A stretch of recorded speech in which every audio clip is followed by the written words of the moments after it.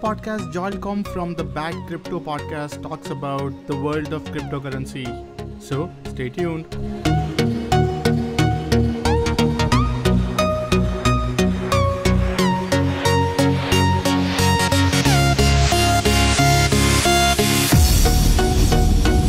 So, welcome everyone to another episode of Future of Data podcast. Today we have an amazing guest. Today we have with us, so this is my first co-podcaster session. So today we have an amazing podcaster, Joe Comm, and a quick bio on Joe. So Joe is a New York Times best-selling author, professional keynote speaker, brand influencer, TEDx speaker, and futurist. He also co-hosts the Bad Crypto podcast that keeps us all aware on what is happening in the world of cryptocurrency, and we'll talk briefly about that. And I particularly like his podcast description, so I want to just go over that. So, as co-host of the popular Bad Crypto podcast show with Travis Wright, Joel is cryptocurrency investor and evangelist. The show is in top 100 business podcast on iTunes and is also available on SoundCloud, Stitcher, YouTube, Google Play, iHeartRadio, and Spotify. Topics covered includes Bitcoin, Litecoin, Ethereum, altcoin, blockchain, and fintech. And this ain't your daddy's crypto show. So my first question before we and by the way, thank you, Joel, so much for agreeing to come on the show and agreeing to talk to our audience about this fascinating world of Bitcoin. Yeah, my pleasure. Thanks for having me. So what is your daddy's crypto show? Well, cryptocurrency is still something that's very much in the early stages. It was back in 2009 that the anonymous gentleman known as Satoshi Nakamoto released the white paper on the creation of this thing called Bitcoin, his idea of what, this decentralized digital currency could do and how it could revolutionize payment systems and banking and transform, give more power to the people, essentially. And so here we are in 2017, and it's still something that most people are scratching their heads over. What is this whole thing?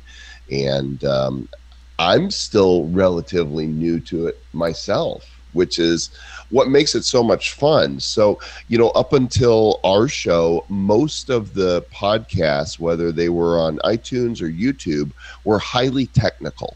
They were people that understood this thoroughly, that have been in the industry, that are reporting on the industry or insiders, and talking about this on a level that most people don't understand. And so when I finally started going down the crypto rabbit hole with my co-host Travis Wright, who's a marketing technologist and also fascinated with this stuff, we thought, our conversations are so much fun. Why don't we start a show about this instead? And he threw it at me jokingly, because I started going down the crypto hole back in, I want to say April or May of this year.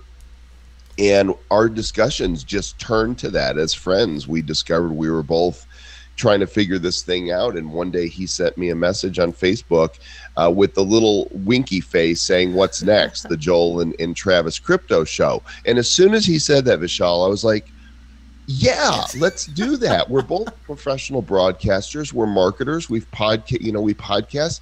Let's take our conversations that we're having and let's record. Let's do this show, and we'll call it the Bad Crypto Podcast, because we're so new to it that honestly we don't know what we're talking about. But let's inject into these discussions our own personality. Let's just make it fun.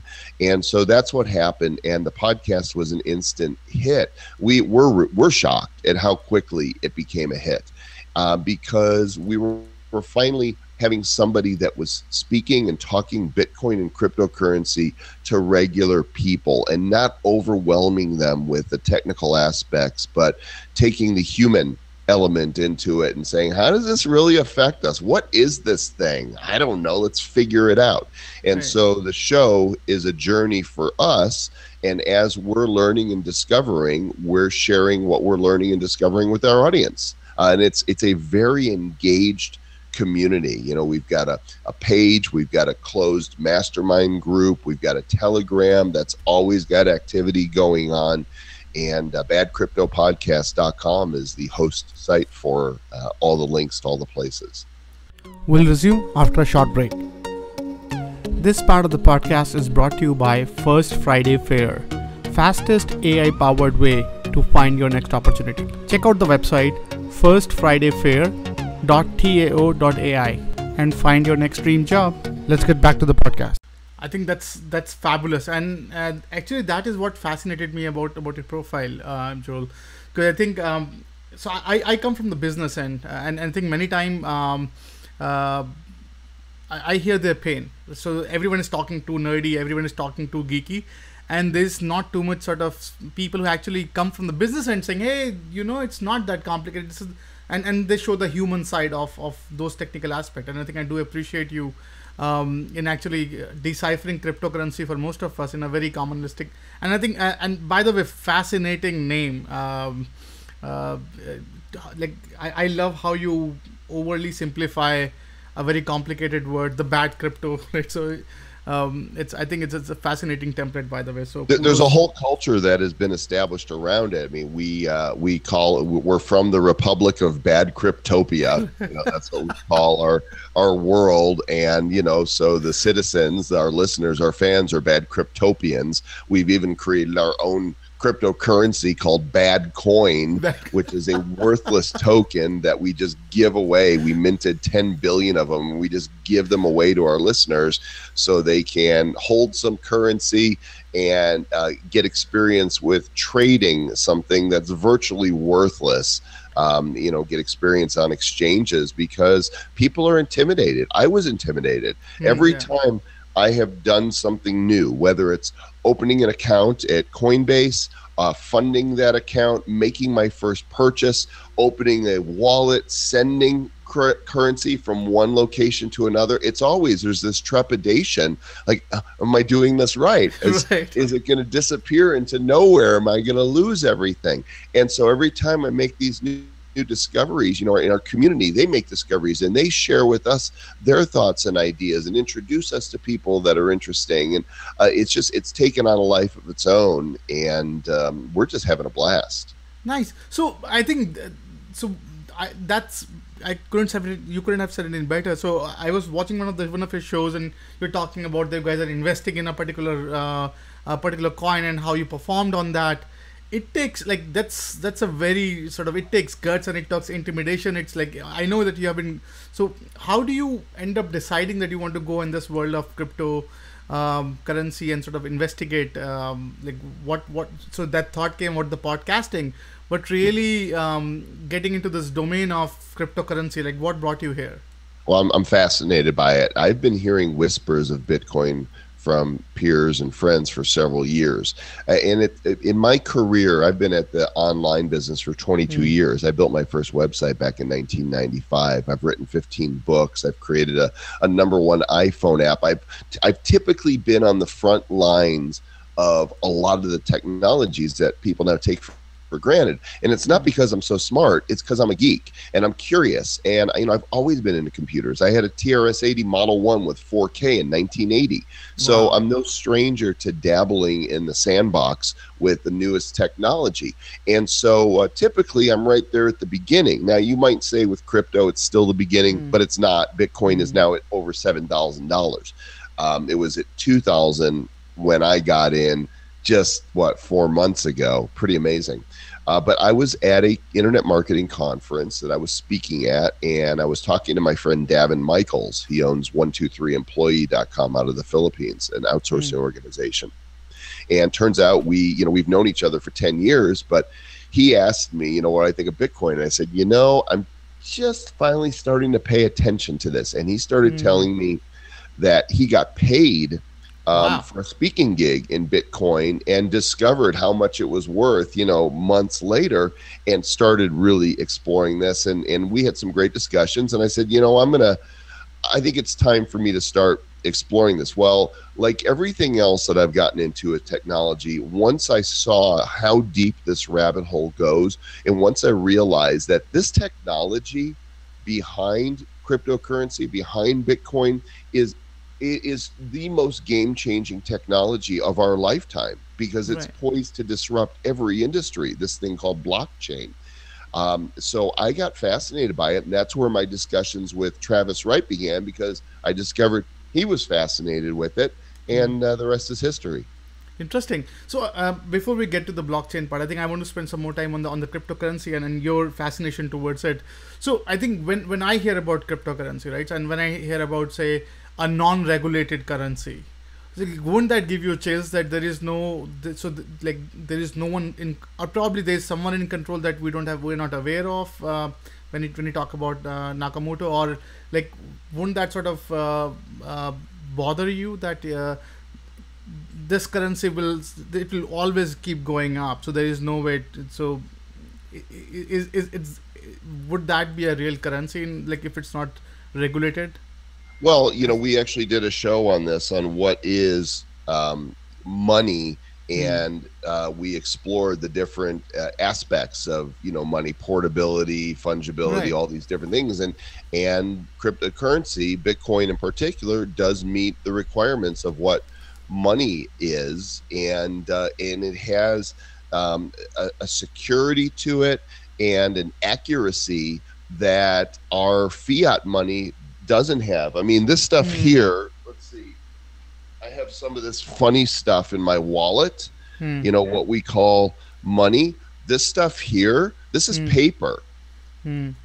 And this in itself has no value. It's the fact that it's backed by our federal Right. government Right. that gives it value. But the federal government, there's no limits to how much of this can be put into circulation. They just Hmm. print more. They just churn this stuff out, so it's like, need more money, Hmm. there's more money, and they keep Hmm. printing it.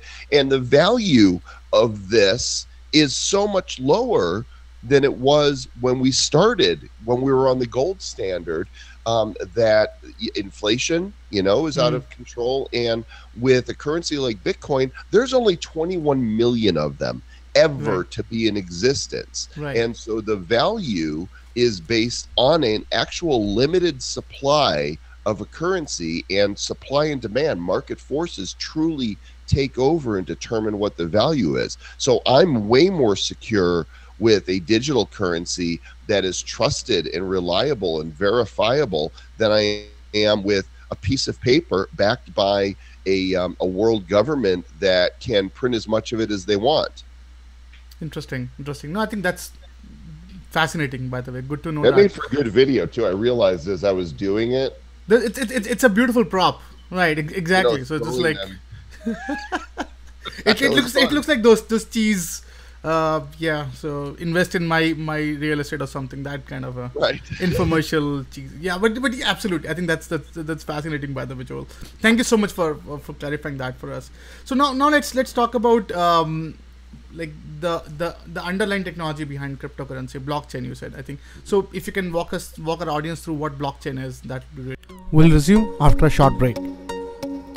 This part of the podcast is brought to you by First Friday Fair, fastest AI powered way to find your next opportunity. Check out the website firstfridayfair.tao.ai and find your next dream job. Let's get back to the podcast. Really Yeah. helpful. So here's the thing.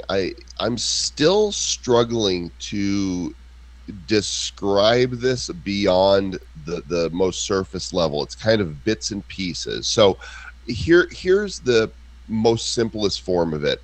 Blockchain is technology. That's the first thing that you need to understand. When we keep a ledger for whatever it is, in the old days, people would have the books and they would have ledger. We still have checkbooks we keep ledgers in. Your bank keeps a ledger.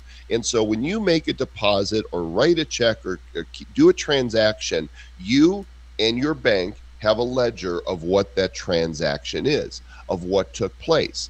And the bank ultimately will, say, oh, no, that wasn't the transaction. This is, and then they'll show the proof. And the trust is just in that the bank is keeping accurate ledgers. Blockchain is a revolutionary technology in that it's a digital ledger, okay? And the transactions that are made on that ledger, whether they're in Bitcoin or Ethereum or any other cryptocurrency or token, are recorded, and they're recorded in order, chronologically, and they're recorded publicly.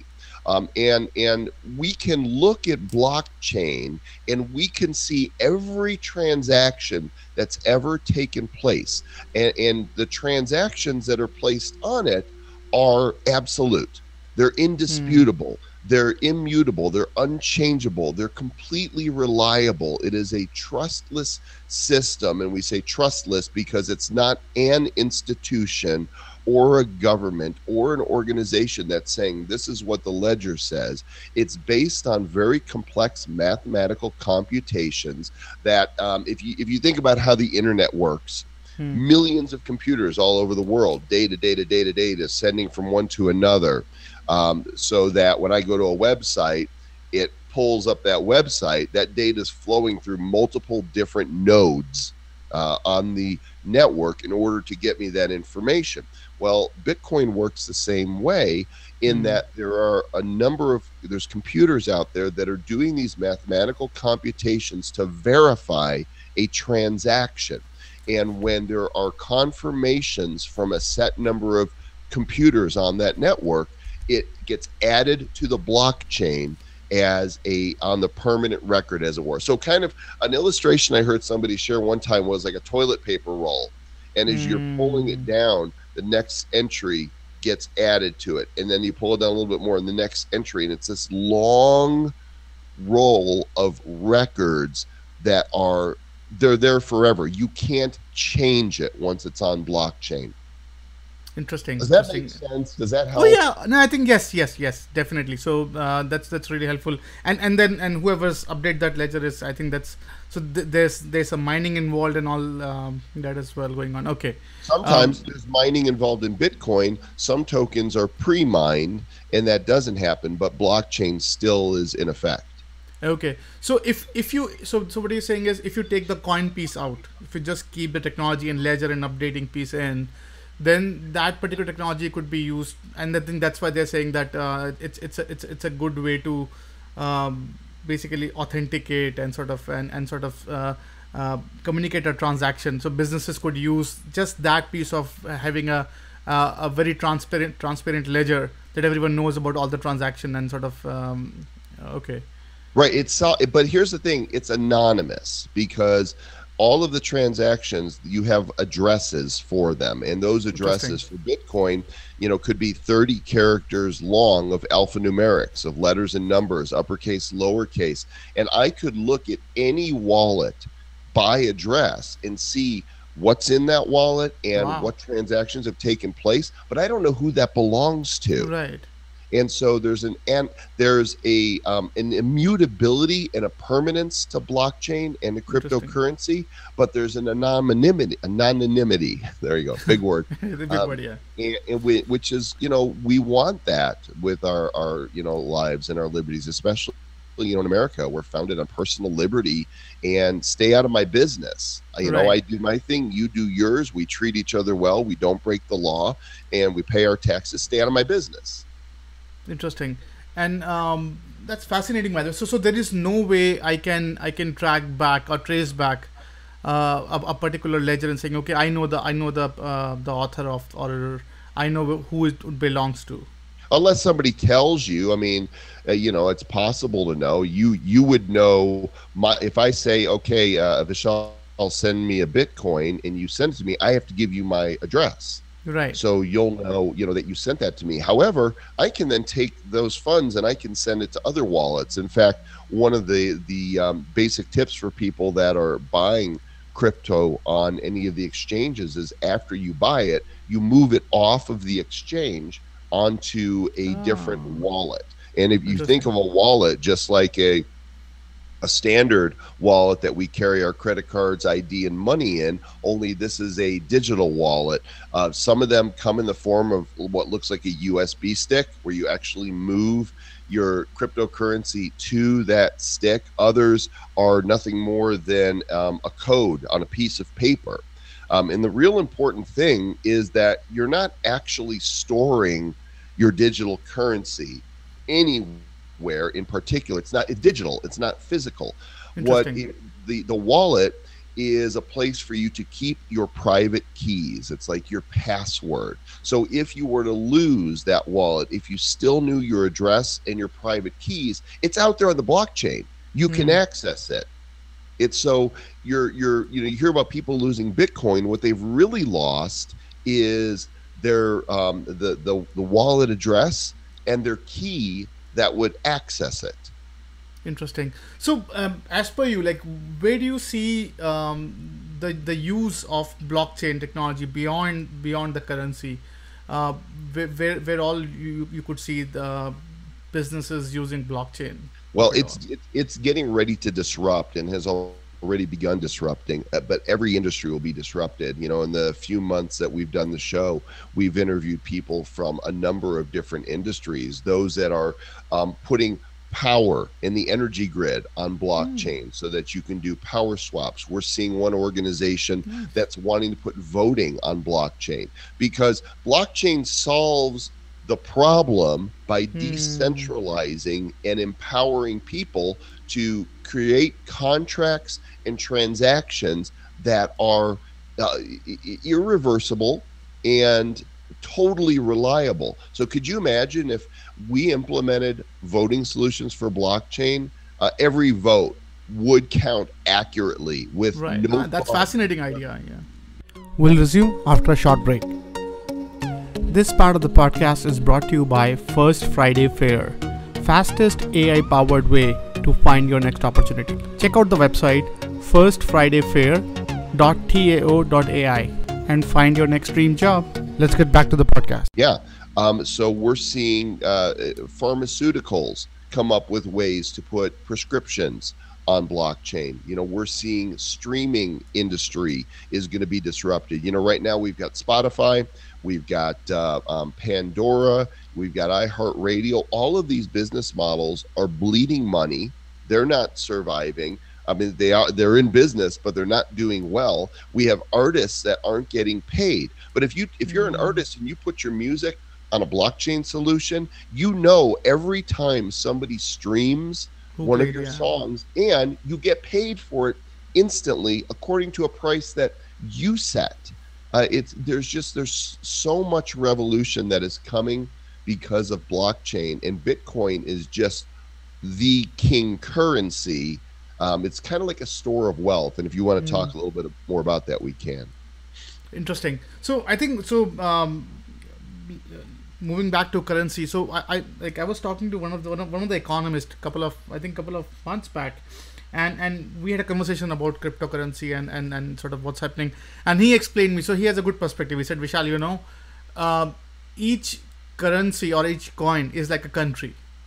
So like just like you have US dollar, you have blockchain, like you have Bitcoins, and then you have Ethereum. So there would be Nigerian currency. So basically based on how these algorithms are written and how people treat the trust and all.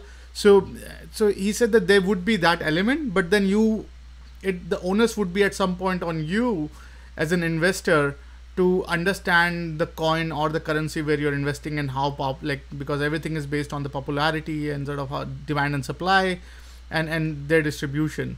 So what is your take on that thought? Well, rather than look at it as countries, I look at coins and tokens that have different utility. So because they know no regional bounds, except areas where a country may have said Bitcoin is illegal. You can't transact and you can't own it, which is really challenging because they can't really know because it's anonymous. I don't know if somebody with an address is in Japan or Australia or US or China or where. There's no way of knowing because it's anonymous. So governments don't like that because they can't control it. but each of the different currencies has a different purpose. And some of them are securities, some of them are nothing more than utility tokens, some of them share blockchains, some of them have created their own blockchain. And we're seeing just so much innovation in that space. So rather than see it as geographic, it's more based on what the utility is, and it's universal, that you can use them from anywhere that technologically you can access it. Interesting. So if suppose if I am a say I want to invest in say any particular cryptocurrency, like, so or if you want to invest in a particular cryptocurrency, what are some of the things that you see before you say, okay, let me just start, see what's going on? Yeah, well, there's so many. There's, well over 1,200 different currencies that are currently listed on CoinMarketCap.com. But there's actually thousands of tokens. And I spoke to one friend who's been in the industry for years, and he says that there's going to be 1 million different utilities for this. I think that the low-hanging fruit, the easy way to get started, is understanding Bitcoin. And if you want to go down that road, that might be a good introduction to how this all works. Interesting. And what are some of the better or more or better known coins vis-a-vis some of the there's Ethereum, which is the a popular blockchain currency and solution that takes crypto to the next level by involving smart contracts into blockchain.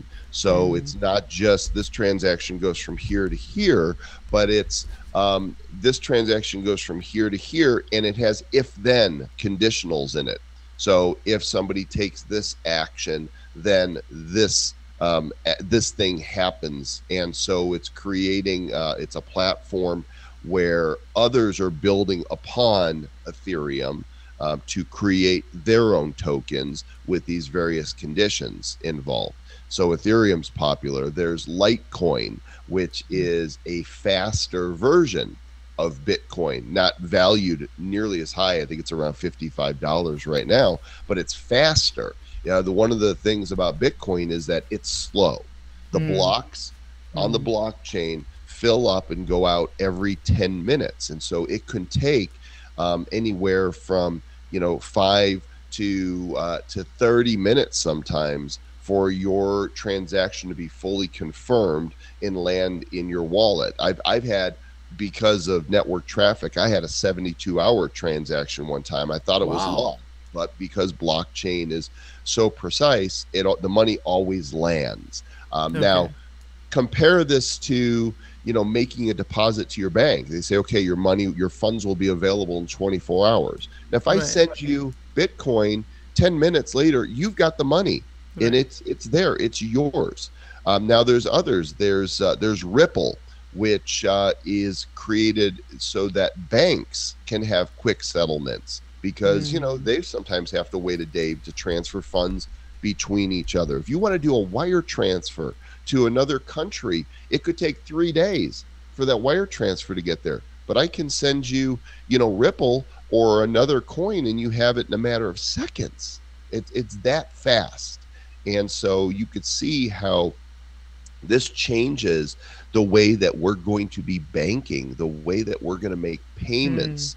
It's going to change. Right now, when we use Visa or MasterCard, we can pay 2, 3, 4% transaction fees. But with Bitcoin, your transaction fee, if you send a Bitcoin, which is worth about $7,000 right now, your transaction fee is like 0.001 Bitcoin. It's very small. And so it's incredibly disruptive to our whole banking and payment transaction system. Wow. So let's talk about, I think, the disruptiveness of Bitcoin. I think you raised a very interesting point. So if I'm a bank, right, and Bitcoin, like all these cryptocurrency is just eating up the lunch of majorly these banks, right, and just vaporizing the idea of currency and just taking it all the way to virtual. Like, how could bank react to this? Like what do you think are some of the smart ways for banks to Well, react? first of all, they're not necessarily thrilled with it. Banking is Yeah, big right. business. Yeah. Using other people's money, controlling, the financial supply, having that rule essentially over the people because they are the ones controlling the money is a very empowering thing.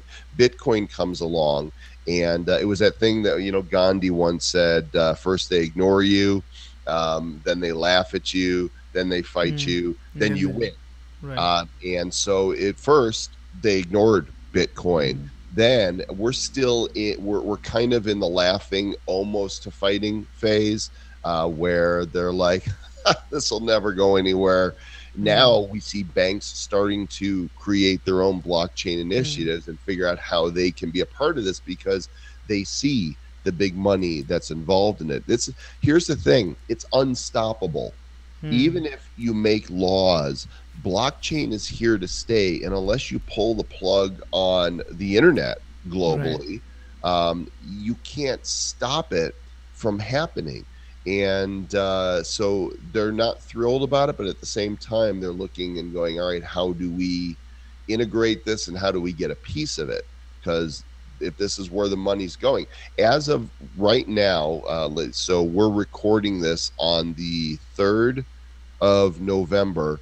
Mm. CoinMarketCap.com is a site that shows cryptocurrency market capitalizations. Mm.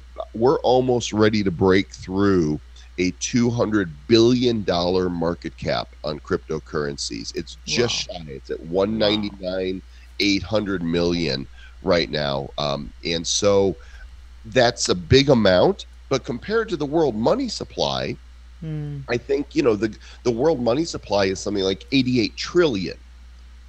There's something like 4 trillion in gold, I want to say, and so the Mm. room for growth in the crypto market is still huge. But the fact that there's already a $200 billion market cap says that this thing is exploding. Interesting. And so now let's talk about the absence of regulation on that, right? So the security aspect of it, right? So there were exchanges, those were shut. We saw a stark fall in Bitcoin prices, I think, a couple of months back. So what are your thoughts on, like, how can so if someone who's playing with this currency is secured today, or like what are some of the thoughts there? Well, the first thing is you can still be hacked, right? Hmm. All somebody needs is your address and Right. your password, essentially your private keys to be able to hack you. People, there's all kinds of hacking schemes. And rather than go into those, let's just talk about what to do. Hmm. Once you have purchased or received currency, you want to take it off an exchange if that's where you've got it. You want to have it in your own storage. There's digital wallets, some of them that are desktop. There's one called Exodus for desktop, Hmm. it's on your machine. Now, if your machine gets hacked and somebody knows your password and private key, they can access it. So more secure modes would be offline wallets. For Hmm. example, I own both of these. One of them's called a Ledger Nano S. Another one's called a Trezor. You plug them into your computer, you transfer your Interesting. cryptocurrency to these devices, you unplug them and you stash them away. Many people Interesting. won't even, it's even having them on location is not necessarily the best thing. You might put them in a safety deposit box. You might drop it off at your parents' house and say, lock this up. They won't know what it is. Right. they're, they're not going to use it. Other solutions are Right. paper wallets. So Hmm. this is actually, I don't have anything in this one, but I printed it out as an example. This is for a currency called Electronium that I've been Okay. watching. And this paper wallet, you can see it's got this barcode right here. Right. The QR code. Right. Yeah. And then it's got this in very small letters and numbers is this address.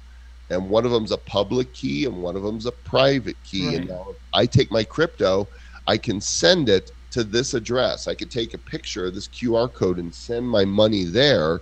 And now it's on this piece of paper. And it's very much like carrying money. Right. Interesting. And so that's a good way to secure your money offline. You don't want to leave it on exchanges. That's the biggest Okay. warning. Exchanges are for exchanging, for buying and selling, but pull your funds off exchanges. So if somebody were to hack into my Coinbase or Bittrex account or any of the exchanges, they wouldn't find anything. They would see, oh, I hacked that for nothing. It's empty because all my Right. stuff is very secured. Interesting. So all the hacking that has taken place, they are majorly taking place in an exchange setup and Well, that's not all the hacking. There's other ways to do majority. it too. We've some people have gotten very creative. So you know what an IPO is? Initial Mm-hmm. public offering of a stock that is Mm-hmm. being offered from a company to the public. Well, Right. now we have what's called the ICO. In fact, we interviewed J.R. Willett, the creator of the ICO, on a recent Interesting. episode. If anybody wants to hear how that came about with the Omnicoin. But an ICO is an initial coin offering, and it's a new method of Interesting. raising capital without having to do a stock offering, without having to go to venture capitalists. It's going to the public, and either if it's a security, following government security laws, but in many cases, it's just a utility token. It's not a security in Mm. and of itself. It's a token that can be used to what's the word I'm looking for? Enact a function on that platform. Again, this rabbit hole goes very deep. It's fascinating. Right. And so an ICO, a company can say, we are raising funds for our company, and we are minting 10 billion tokens, and we're going to offer maybe 1 billion of these to the public at a value of X number of pennies or sub pennies or dollars per token. And then they give an address and they say, send your Ethereum, which is Mm. the coin we talked about, that's Mm. smart contract based, to our address. And in exchange for that Ethereum, you will get X number of tokens that execute the utility of our what we're building. And so Right. it could be one Ethereum equals 300 tokens or 1,000 or 10,000, just depends upon the value they put on it. So what's happened, Vishal, is that hackers will often try to get into a website and change the address that people are required to send the Ah. Ethereum to. And millions have been stolen that way. Now, companies are finally wise to the fact that this is happening, and Right. they're locking down, so that people understand that this is the only address you should send it to, and it's secure, and this will get you your tokens. Another way people are doing it is old as email itself, phishing schemes. They Mm. will set Right. up a website that looks just like a wallet, just like a company site with their address, and there'll be like one little typo in it that's different. But you won't, a lot of people don't take the time to see that. They don't see if Right. the site is legitimate or secure. And they'll go and they'll send money to an exchange that's not really an exchange. You're sending it to a thief. And so, Wow. securing our funds in the digital age, there's a whole industry around that. And it's just really important that you know what you're doing. I don't want to scare people off, Mm. because if you pay attention, then you won't get stolen from. But there's a lot of unsuspecting people that will get an email and say, congratulations, we're giving you 100 Mm. extra tokens, and they'll click the link, and what they're actually doing is giving up everything they have in that token to a criminal. Interesting. So I think one of the litmus test of scam is Nigerian prince jumping on this bandwagon. So have you received any Nigerian prince cryptocurrency email yet? I don't know that I've received one saying that I've inherited, Yeah. 5,000 Bitcoins. I want to share that with you. And if I have, I haven't paid attention, but I'm sure that they're coming. Nice, nice. I think that's pretty awesome. So let's talk about, say you want to start bad coin, right? So bad crypto coin. So can you do that? And how far is it? Like what are some of the steps if you can Yeah, well, share? anybody can create their own token now. There's platforms that are made specifically for the creation of these tokens, and Nice. we used one called BitShares. BitShares, it's BTS is the symbol. I think it's somewhere. The actual BitShares coin is currently, I can tell you right now, I want to say around 5 cents. a token. There's 2.6 million BitShares in circulation, and they have their own decentralized exchange that you can trade in BitShares, but also in, Bitcoin, Dash, any of the currencies that are swappable on their exchange. You can also create your own token. And so you pay for the creation in BitShares, and we created something called Badcoin. Goes with the Bad Crypto podcast. And I think it cost us about $250 US dollars to create it, and we minted 10 billion of them, and we don't sell it. It's not, we don't say, okay, you can buy Badcoin, because that would make it a security, and we don't want to be in any violation. Basically, it's like printing up monopoly money and just handing it out to people. It's worthless. Now, if those who hold it choose to give value to it, they can trade it. And there's a few people that have bought and sold Badcoin on the BitShares exchange. But, as far as we're concerned, we give them away as a utility that might be used one day for listeners of the show. Right now, it's fun to say, oh, we just made you a Badcoin millionaire, right? They're like, I have 1 million Badcoin. It's worthless. That's actually a great idea. Yeah. But at the beginning, Bitcoin was worthless.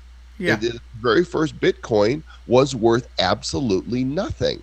And until somebody created the first transaction, which took place, by the way, when these guys wanted to pay for 2 Papa John's pizzas, and they didn't have money, and they told the pizza delivery guy, we've got 10,000 Bitcoins. And the guy's like, I don't know what that is, but okay. And he took 10,000 Bitcoin for 2 Papa John's pizzas. So there was a value attributed to this worthless token. Now, I don't even think my calculator will go this. I actually have a desktop calculator in the digital age, because it's just so much easier to push a button and do that. But so that pizza purchase would be worth $70 million in today Bitcoin price. How's that for mind blowing? That's fascinating. Yeah. So what about the security? So so if suppose you end up saying, okay, let me use this token and start attaching value to it, is there any regulation as such that stops you, or you have to adhere to certain security standards before you go out yet? Yeah, I'm not a lawyer, and I won't even pretend to answer those questions. If you're going to create a token and do an ICO where you're seeking to raise money to actually sell your token, then you need to contact a good securities attorney, I would assume, as well as those who are very familiar with doing this in the coin space. Interesting. So you're saying there are regulations. The government, the government's figuring this out, Vishal. They're issuing new statements. They've cracked down on a few that are obviously fraudulent, because anytime there's a new way to get money, you're going to have scammers come in and create a scheme that easily takes money from the susceptible. And so there's been some arrests for that. But, the vast majority of these companies are moving forward. I'm sure there's some scams out there. I don't know which ones they are. I try to avoid. We bring guests on the show that we think are legitimate, but we don't make any recommendations.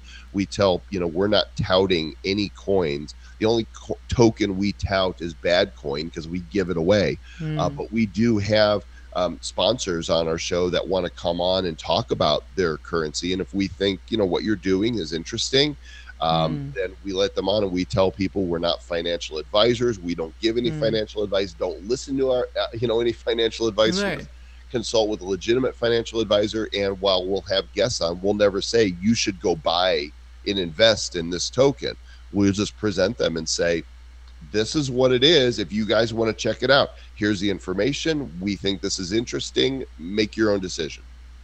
Interesting. So thank you so much for sharing that, by the way. So let's talk about when you decide to invest in certain things, how important is the consensus algorithms, or like the blockchain, or sort of how they will negotiate, or the underlying technology behind that essential.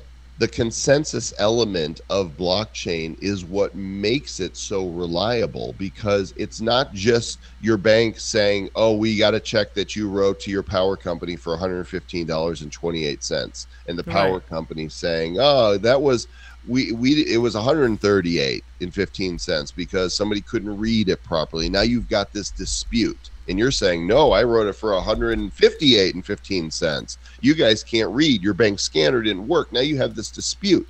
With blockchain, you have to have a consensus. So for a Bitcoin transaction to enter the blockchain and be validated, 6 completely disparate computers on the network have to confirm that it's a valid transaction, and they can't talk to one another and say, okay, are you saying this, are you Right. saying no? Each one has to come to its own conclusion with these very complex mathematical computations. By the way, that is what we call mining, something that is it's not hackable. Nobody's been able to hack the system yet. So my computer is doing a computation that's very complex, and some guy in China is doing it. I don't know what other computer is doing it at that moment. So there's no way Right. for me to manipulate the system. And so 6 completely random computers that are doing these computations come to the same conclusion on this incredibly complex mathematical computation. And it just so happens they all validate that this is a legitimate transaction. The odds of that happening randomly, that they're so astronomical. The number of zeros and the likelihood, it just goes on and on and on and on. And Interesting. so the system just works, and the consensus is the part that says, yes, this is a legitimate transaction that took place, and now it's forever on the blockchain. It's unchangeable, it's immutable, it's indisputable. It's perfect. Interesting. And so let's talk about some of the alternatives to blockchain, right? So, have you heard of any other parallel technologies out there that are not blockchain and but still in the crypto business or cryptocurrency business? The business of cryptocurrency. I mean, I'm in the cryptocurrency business. I'm not on the block. Our podcast isn't on blockchain. It's on iTunes. Right. If that's what you mean. But in terms of any token or currency that's put out there, to my knowledge, they all have to be blockchain based. Otherwise, the whole system falls apart. Interesting. So, like, I was reading about like, I think a couple of weeks back about something called hash graph. I don't know if you've heard of that thing. Yes, just last week I saw a story that there are permutations on Right. blockchain that could be better. I didn't do enough reading on it to determine if that was true or if I think there's a future. But now that we understand how blockchain works, Right. we have currencies that are established, just like we had Ethereum come along and say, okay, we get blockchain, let's add smart Smart contracts. contract to it. Yeah. There's going to be these permutations. There's some of these tokens are lightning fast. There's, some, we invited the guys from Stellar Lumens is the token on the show a few months ago. And they've created a solution that in a matter of seconds, a transaction is sent for anywhere in the world. And settlement has taken place with smaller transaction fees than Bitcoin. Interesting. Wow. So Wow. there's always new advances, and there will be permutations on blockchain that will improve. Whether or not they will replace, even though there's so many currencies out there, Bitcoin of the $200 billion market cap, Bitcoin currently has 122 billion of that. So Wow. it's the king, of Right. crypto, and it's not that practical for transactions yet, because it's not as It's not fast fast. as we're used Yeah. to when we slip in a Visa. It's Right. getting better, but a lot of people see it as digital gold. It's a store of wealth. You don't take an ounce of gold, or even an ounce of silver. I've got one right here, actually. Here's an ounce. This is a troy ounce of silver. It's got Mickey Mouse on it right there. I wouldn't walk into Walmart and they say, okay, it's $17. And I'm like, you know what? Silver is worth $17 an ounce right now. Here's my payment. They don't know how to take this. They don't know how Right. to take gold. But as a store of wealth, that this piece of silver is worth Something. $17 Right. right now for this ounce of silver, and your Bitcoin is worth whatever the market says it's worth. Interesting. So what you're suggesting is uh, the use of blockchain is limited because of the delay it induces. So it's good for certain transaction monitoring, but not for like high throughput, high transactional systems where say I'm exchanging burgers or like making this transaction, or McDonald's taking transactional orders. It's not there yet Well, for there that kind. are some technologies. For example, Overstock.com. We Right. interviewed Patrick Byrne, the CEO, just a couple months ago. He was on the show, and turns out Overstock was the first major retailer to accept Bitcoin as payments. And what Right. they do is you can, whatever the price is that moment, it change. They say send in Bitcoin. You have to send it. It has to be sent within a few minutes, and it Hmm. locks in that price. Overstock immediately sells half of whatever they've collected into current Bitcoin, and then they stash the rest. There's Interesting. also debit cards that are being created. There's a couple companies out there. One of them is called 10x. Another one is Token Card, and Wow. basically it connects your Bitcoin account to a card, and when you swipe it, it immediately translates that Bitcoin to cash, and then it settles it out of your account over blockchain.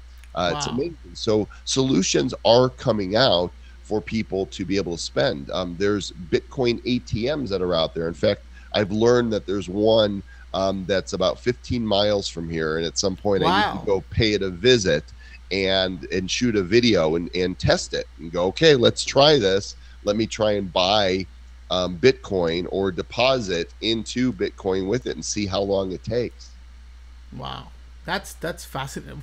Wow, that's it's getting there. It is getting It's there, but we're yet to hit the mainstream. We are still the 2008, I believe, was the white paper, so 9 years hmm, ago, hmm, and but I remember, I was online in 1980 dialing into bulletin board systems at hmm, 300 baud, okay, hmm. which is really, really, really slow. It was 1995 before I built my first website. The World Wide Web was invented a decade earlier, Right. but mass adoption didn't start taking place Hmm. until 2000, early 2000s, right? Those that were in the first, decade were the pioneers and then the early adopters. Well, we are in the very early phase of Bitcoin, which is why there are some that believe, because of the limited nature of Bitcoin, 21 million ever to be in existence, and because of the supporting technology that is revolutionary, blockchain, some people believe Bitcoin will just keep going up, over time, ups and downs. Hmm. In be worth. Some people say worth $1 million per Bitcoin one day. Is that Right. possible? Wow. Based Wow. on the technology, I guess it is. But Hmm. my crystal ball's broken, so I'm just happy to see that it's more people are learning about blockchain and Bitcoin. And if I look at a Bitcoin chart, okay, this will blow your mind. If you look at a Bitcoin chart for all time, in this Hmm. past year, it's gone up 928% in a Right. No. year. Yeah. It's yeah. I In a think it year. has really exploded this year. Yeah, January 1st, it was around 1,000. Well, no, I think less than two January, thousand yeah, dollars, thousand and now it's dollars, seven. and right now it's at 7,338. Wow. So it tells you something about the belief and trust in this technology to show that it's that high. And here's the thing: people are like, "Well, I can't afford a Bitcoin." Well, Hmm. you don't have to buy a whole Bitcoin. Just Right. like, just like you don't need a $20 bill. There's tens, Right. fives, and ones, and you don't Right. need a $1 bill because there's quarters, Right. dimes, nickels, and pennies. There's fractional amounts of Bitcoin that go to 8 decimal points, 0.00000001. It's called a Hmm. Satoshi. The smallest unit of Bitcoin is called a Satoshi, named after the founder Satoshi Nakamoto. Right. So, there's some people that invest as little as, $20 in Bitcoin. Interesting. So, what are some of your concerns? with the cryptocurrency? If you can share Um, your thoughts. Government intervention in stifling the use of this technology, um, the banking system, corrupting what's a beautiful thing, that provides freedom to people and to commerce to thrive under a system that is accountable, fully accountable. Those are my concerns. Of course, those attempting to steal from others. Anytime you hear of a theft in Hmm. cryptocurrency, it scares people off. But a criminal use of it used to be account for a lot more of it because it was anonymous. Right. And but now we're seeing actual practical real world applications. Not saying criminals still don't use it, that there's a black market. I'm sure there is, but they're also using, they've been using paper money for years. They've been using gold and precious metals to conduct criminal activity. Criminals use whatever they have at their disposal. So Right. that's not a good reason to avoid it. But stories that are sensationalized in the media can scare people away. Interesting. And what about your comfort around the technology aspect of it, or the lack of it? Like how much you know about how this what are the underlying technology behind? The more I understand it, the more I trust it. Once I understood what mining actually was, because at the beginning I'm Right. like, what are Right. these people with a little pick? They're going ding, ding, Right. ding, ding on their processor, and Right. Bitcoin comes out. No, what mining actually is are these computers on the Right. node that are the first that they are attempting to capture the transaction taking place and be the computer that is responsible for bringing consensus, for their processor doing this complex mathematical computation. And what happens is when this computation is successful, they get a little reward. They pull a very Hmm. small piece of Bitcoin out of the mining pool. See, there's 21 million Bitcoin that will ever be in existence. But as of now, only 16.5 million have actually been mined and put into circulation. So every time a transaction takes place, another piece of that available Bitcoin comes into circulation. Hmm. But Interesting. it won't be fully circulated in any of our lifetimes. It'll be another 123 years, I believe, before that very last Bitcoin is put into circulation. Interesting. Wow. Wow. And there's one No, other thing, Vishal, that I'll note, that of the 16.5 million Bitcoin that are in circulation, it's suspected that Satoshi Nakamoto possesses 1 million of them Hmm. himself because he created it and said, "I'll take 1 million." We don't know for sure, but it's suspected. And many people who got Bitcoin early on didn't think anything of it because it was worthless, and Right. they're lost. It is estimated that up to a third of the existing Bitcoin is gone, is lost, which means out of the 16.5 million, Wow. maybe 5 For million aren't even in in the circulation, circulation.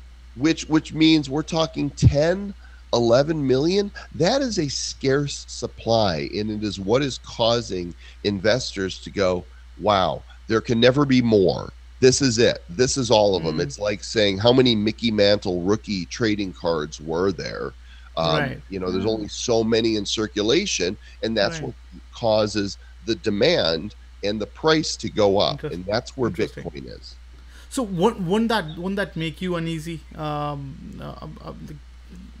This uncounted number and sort of in both the direction, right? So that something is not in the circulation and something is not discovered. What would and that is jacking up the price. Here's how I look at it. Anytime you invest in anything, you're speculating, Right. and you True. don't know True. what's going to happen unless you are the person manipulating the market. And I'm sure that there are people that try to manipulate the crypto markets just as they do, any stock market. I guarantee it's out there. We know the government manipulates our Right. currency Right. brazenly without apology. They do it. Right. We're raising interest rates. We're lowering interest rates. We're printing more money. It's inflationary. It's deflationary. They're intentionally manipulating it. We know that there are others that seek to manipulate. However, what I tell people is never invest in anything and again, this is not financial advice. My Right. personal take is don't invest what you can't afford to lose. Right. No, I think that's Ever. Don't Yeah. ever, otherwise it's gambling. Otherwise you may as well go to Vegas and say red or black, odd or even, Right. and lay down your Right. money. If that's how you're approaching any investment, then maybe you don't belong in here. So if you're investing in Bitcoin because you heard somebody say it might go to $1 million, if you can't afford to lose what you're investing, then you probably should make sure you're feeding your family and putting a roof over your head first.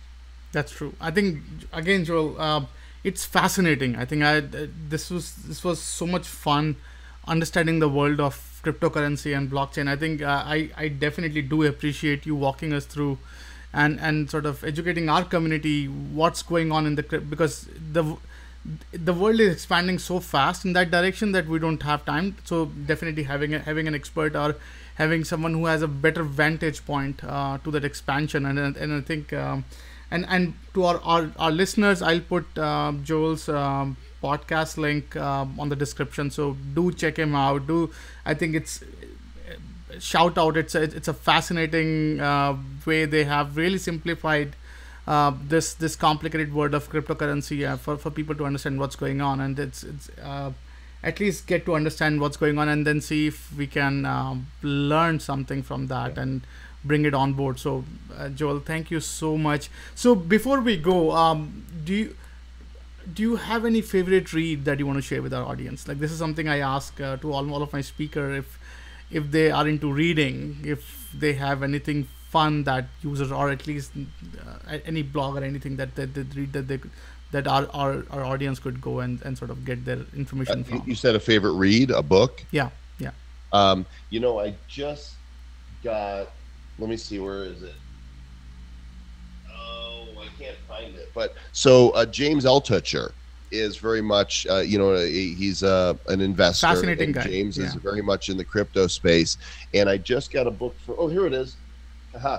Just got this book from him, Cryptocurrencies 101. Nice. The subtitle's a little sensational to me, how to make a fortune. I mean, I understand that. He's selling a course, but it's a really good primer, a really good beginning. I think he probably explains it better than we do on the show. And actually, we've just gotten in touch with his people. We hope to have him on the show soon. That'll be fascinating.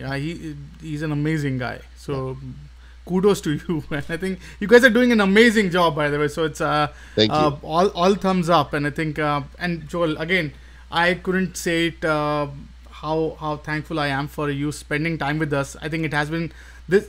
So the moment I read about you on LinkedIn, I said, hey, I don't know whether he'll catch my request to be on board and sort of talk about cryptocurrency and sort of help our audience understand.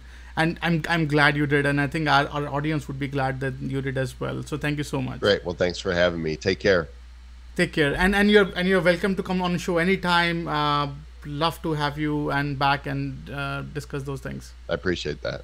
Thanks. I thought I was sick of home, but actually I was homesick. Never really knew that I would have to grow up so quick. I'm so uncomfortable, don't know anybody here. Just a couple dudes that I met once, that's it. And I go into the booth feeling nervous. Got butterflies in my stomach like I'm so worthless. Is the mic on? I don't know how to work this. Inside I'm breaking down, I hope I'm not up on the